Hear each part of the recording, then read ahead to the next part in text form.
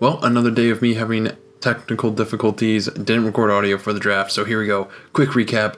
First round, we're going for Trey Phelps here. Really great bat, way under slot. Not so great defensively, but I couldn't really pass up on these contact and power ratings here. So we went ahead and picked him up in the first round. Lower work ethic, wasn't a huge fan of that, but I think he definitely has a chance. Next up, second round, we got George Lombard Jr. here. Again, also under slot. Yeah, if I remember correctly, this guy, great bat, but also solid defensive flexibility.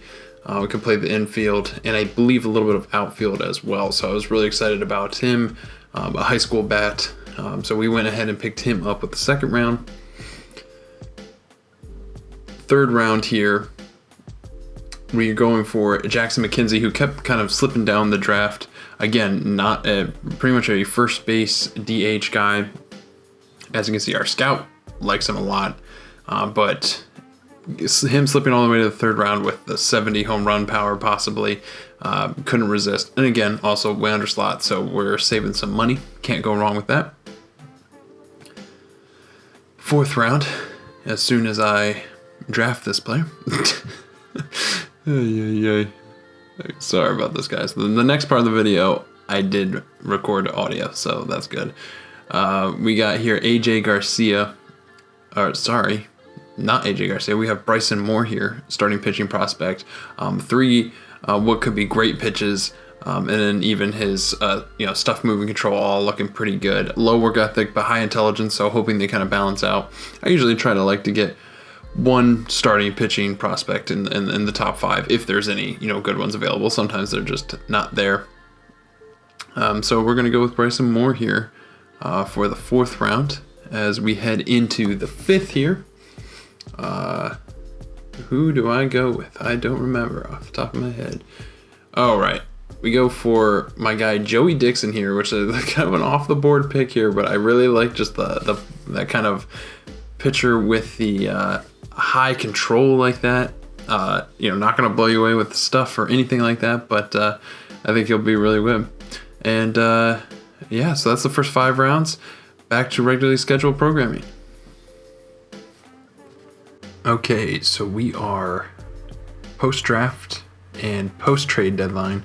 I went a little bit farther in the future just because I did kind of record the trade deadline live, but I wasn't too happy with it, so I'm kind of re-recording it here, this time by my own choosing, not by the last episode where I had to kind of do it all from scratch. But we're just going to kind of go over our trade deadline moves, and also kind of take a look, since we're kind of 7 month, kind of look at our kind of standings and the state of the team to finish out this episode. So first off, it was kind of an anticlimactic end here for Gman. I really kind of want to just let him ride off to the sunset this off season. It was his contract year, but he just was not performing well. And obviously with his limited, defensive flexibility, he was taking up a spot on the 40-man. Curtis Mead has been playing great as our kind of everyday first baseman. So he obviously didn't have a huge market, but we traded Gman over to the Angels and got this prospect Jordan Adams in return. Obviously, the middle ratings right here look great, but his contact and avoid K is probably going to restrict him from ever making the majors. He is actually playing really well in rookie ball, but he's also 23, so he probably shouldn't be there. Let's put him somewhere else. Put him in high A. But anyway, so not really trying to get a whole lot, to be perfectly honest. Just figured he's frees up a 40-man spot, frees up a spot on just the active roster, and we took a flyer on a prospect. So not a whole lot to see there. Obviously, Gman is he's a fan favorite, so it's sad to see him go.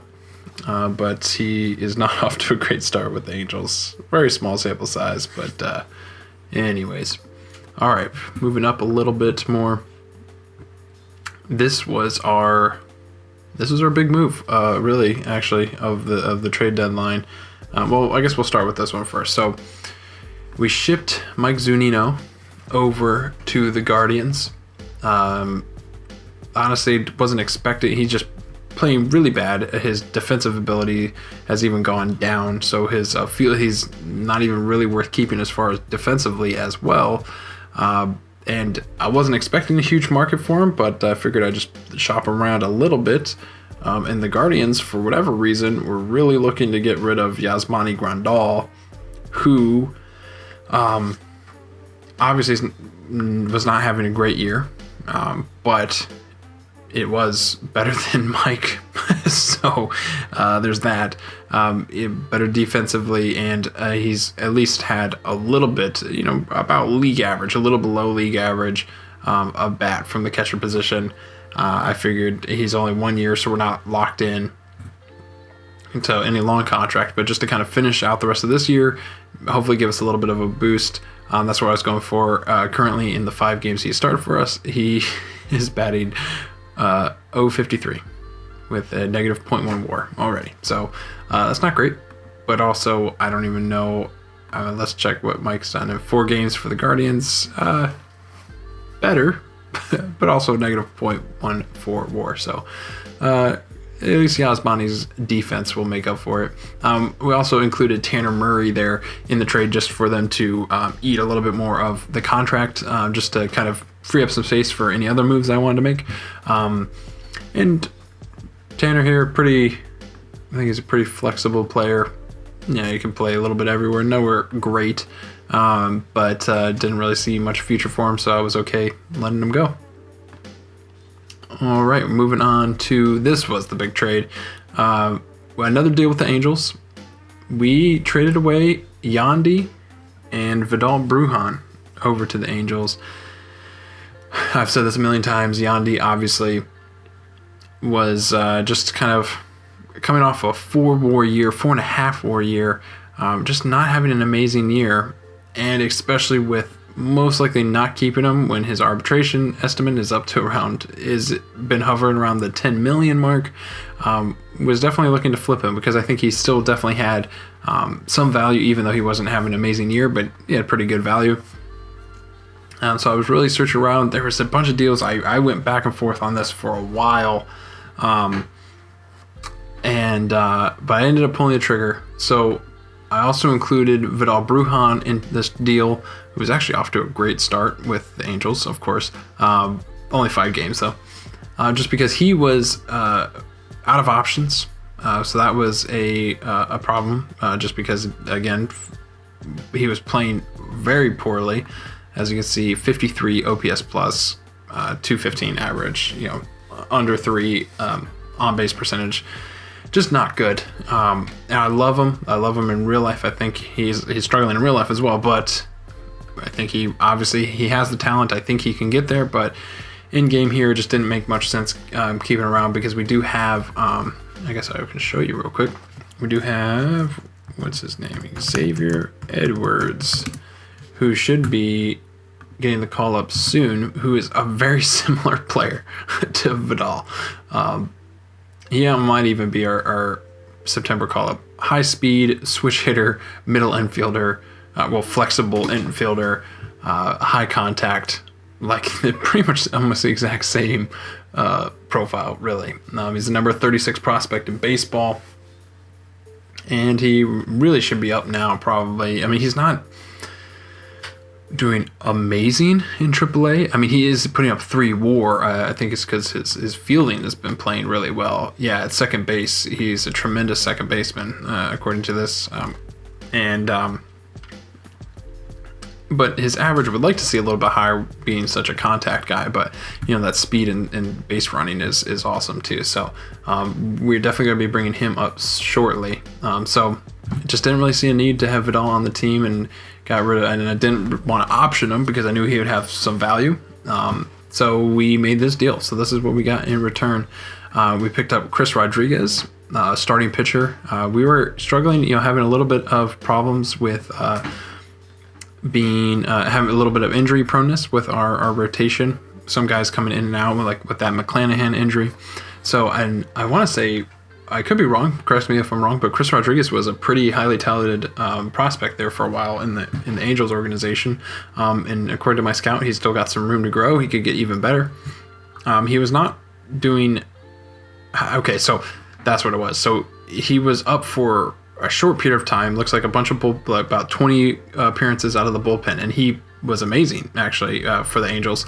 But it was kind of strange though, because in AAA though, if you see down here, he was putting up almost 6 ERA, so a little strange. And that was in more innings pitched than when he was in the major leagues. So for whatever reason, the major leagues came easier to him, and so far he's pitched 3 innings for us and has been great.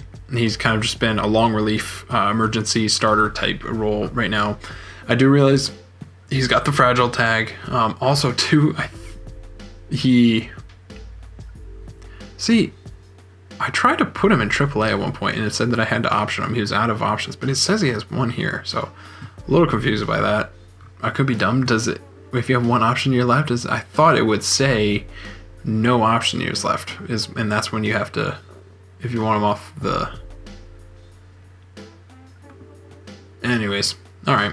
Well, I'll figure that out later. But anyways, right now he's in our bullpen, and he's playing well, so can't complain with that. I'm probably just going to leave him there now. And then the other big piece of that was Brandon Marsh as well, who is not having a particularly great year by no means with the Angels. He's actually kind of opposite of real life, where he's actually being overshadowed a little bit by Joe Adell, who's actually, I think, really killing it over there. Yeah, I mean, I think it's just a young player. Both of these guys, Rodriguez and Marsh, both are still on their rookie contracts. Got a lot of years of team control ahead of them. I don't think either of them are going to arbitration yet. So we're saving money big time with obviously sending Yandy's money over to the Angels. And we were also able to have them retain a little bit. Obviously, it's not much when both of their salaries are the minimum, but still, just a little bit there. I was trying to wheel a deal for a couple more moves, yeah, so he's played 2 games for us. So also, Marsh is kind of, right now, he's in the role of just kind of 4th outfielder, filling it everywhere. Obviously, the 70 range, you'll love that, so he could really play anywhere, especially backup Manny in center field. And we're really hoping that his ratings here get up that next notch. Get it if he gets up to his potential. I think he could be a really solid player for us. He's not off to an amazing start, I guess, but it's also 8 at-bats, so can't say much. So time will tell if we win or lose this trade, but also in the end of it, Yandy was gone pretty much no matter what this offseason.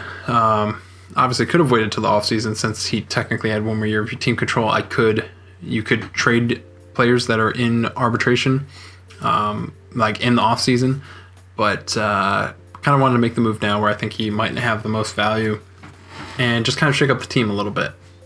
Because I think Paredes, who took over Yandy's spot at third base, is more than capable and is having a good year. So, did anything else?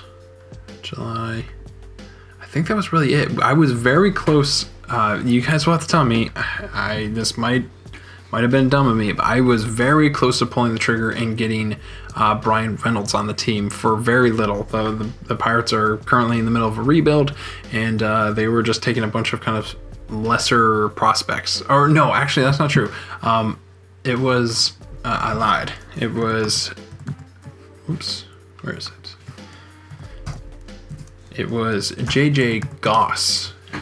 Was just very highly touted. Every team really wanted him. He had a lot of value. He is the number 170, wow, I don't know what I'm trying to say there. He was the number 71 prospect in baseball. And I really, tell me if I'm wrong. I could be crazy, but I don't see it. I mean, he's a neutral pitcher. His stuff, movement, and control, nothing blowing you out of the water there. I mean, his pitches definitely are great. Fastball, slider, changeup. So I'm by no means am I saying like he's definitely is. I think could easily become a starting pitcher, a major league starting pitcher. But like the amount that people were willing to give up for him was kind of nuts. And he technically is a 2-way player. Don't see much with the bat, but Yeah, and he's not playing very well. He's not pitching very well in high A right now as a 22-year-old. So I almost was able to flip him for Brian Reynolds of the Pirates, who is having an okay year. I mean, it's solid, but it definitely could be better for him.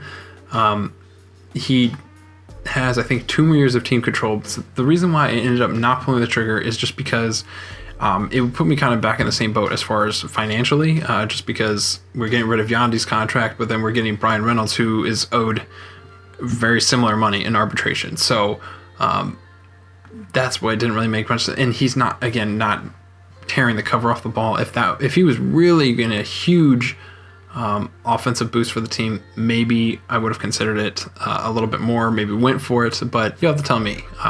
And also too, just finding a spot for him with having Manny Soto and Rosarena out there. I don't know. So I ended up not doing it. I was very close though. My finger was on the confirm trade button, but it didn't do it. Excuse me.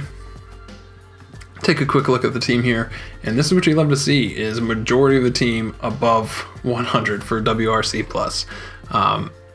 We do have Lorenzo Cain still here, who, even despite his 295 average, obviously is not hitting for much power at all because everything else seems a little low. Even his OPS plus is below league average there. So, yeah, looks good. Obviously, 2 of our trade deadline acquisitions are at the bottom here. Don't like to see that, but they've only been here for a short period of time, so hopefully they turn it around. Been super impressed from Randy bringing this season back. It looked like a lost season for him, also dealing with a little bit of injury. But if you look here, yeah, I mean, like April, he was batting 136, but since then, May, I guess really he's been batting really well for a long period of time. So for 3 months pretty much. So May, June, and July, he's been tearing it up. So he heard me. He heard the complaints I had, and he's working hard to keep his place on the team because he's playing really well. Who else here? Yeah, I mean, look at. I mean, Wander is, what is that? 1, 2, 3, 4, 5th on the team in WRC plus, which is great. You'd love to see that. I mean, obviously, Wander's only going to get better, and to have guys step up like Curtis Mead, the rookie first baseman here, batting 271, 129 OPS plus. Love that. Paredes, who I'm expecting big things from because I just handed him the keys to third base, pretty much full-time third baseman, and he's playing pretty well. I guess not quite as good as last year, but still overall is better than what Yandy was giving us. And we do have Taylor Walls up, who obviously does not have amazing batting ratings, but he was playing pretty well in AAA, if you see here. And then with that glove, we brought him back up. I was not really expecting a place for him. I was expecting him to be gone at some point, but here he found his way after a few trades just to kind of be a utility man coming off the bench, being a defensive replacement. And Luis Renifo, who I feel like we don't really talk about a whole lot after his trade. I don't remember who. Oh, he was in the Kevin Kiermaier trade, who's now with Milwaukee and is having a great year. Look at that. Sorry to be distracted. 277. Obviously, it doesn't look like he's full-time, but hitting league average, that is not bad at all. What kind of contract? He's on a minimum contract. That's a pretty good find for the Brewers. But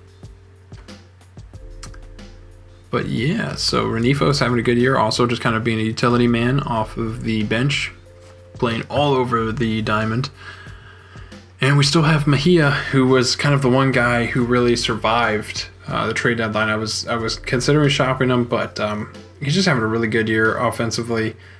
I guess, let's see. He seems as though he's tapered off a little bit. Yeah, okay, he did have a bit of a rough July, actually a really rough July. So hopefully he turns that around. But, I mean, if you see in June, he was hitting 301.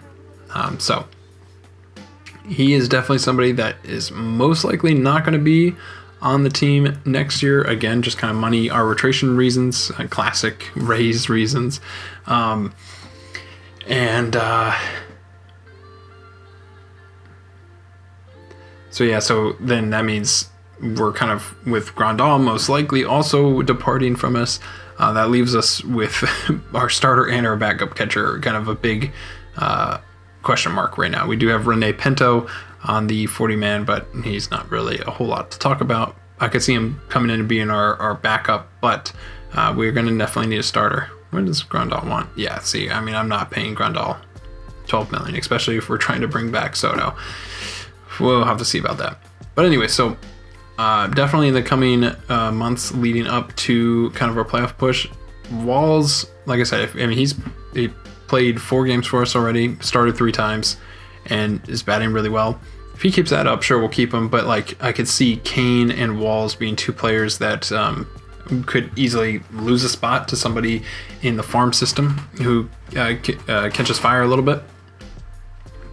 And to kind of make some changes there. Kane was great for when we needed him. When Randy was out, he definitely provided a spark, but he's tanking in ratings very quickly. So yeah, and then last thing to end off this episode, there's the next one. We'll probably I am away.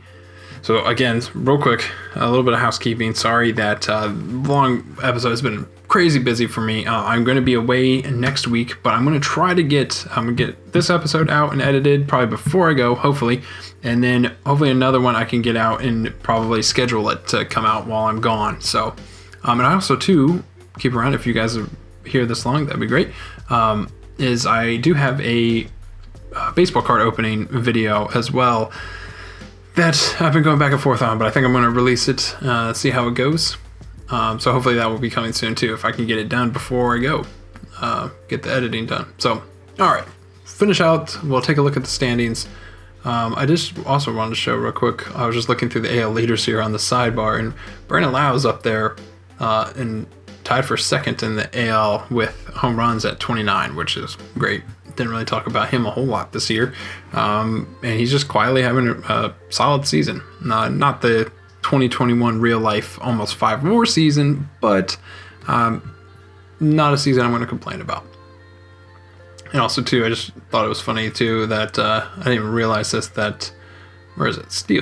Stolen bases right there. Vidal Brujan has 19, so he might not have been providing a whole lot for us anywhere else, but at least some speed. Once he was on the base path, he was giving us some speed. So anyways, we're currently sitting at 66 and 43, 8.5 games out behind the Blue Jays. So it's looking a little hard. It looks a little rough to be able to take the division, but we have a pretty, I guess not solid lead, but a pretty good lead at the top of the AL wildcard that I do not want to repeat of last year. We need to not blow up and hold on to it. But if we look at the Pythagorean here, we have plus 149 run differential, and our Pythagorean actually has us winning, being at 70 and 39, and has the Blue Jays at plus 7. So according to them, we should actually we're being a little bit unlucky this year,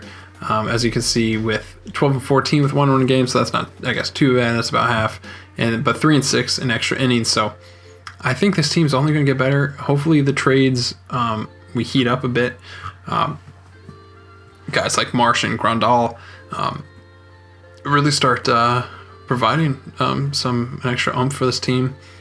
Like I said, sorry guys, as you can tell, I'm an offense guy, but we'll take a look at also there's not a whole lot to check out really with our pitching, because they just doing their thing. Look at that, everybody is below league average with FIP, which is a good thing, and everybody is solidly above league average in ERA plus.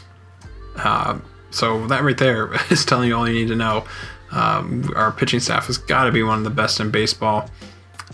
First in runs allowed, and then 5th in runs scored. So I appreciate you guys hanging out with me. This is a lot of fun. Again, I apologize for the big breaks in videos here, but hopefully it should be coming out a little bit quicker, as long as I can get some stuff done. Pretty much if nothing comes out next week, I should be getting them out a lot more after this week. So I thank you for tuning in, and if you made it this far, I really appreciate it. And have a great night. I'm going to make a push for the playoffs, and I'll catch up with you guys later. See ya.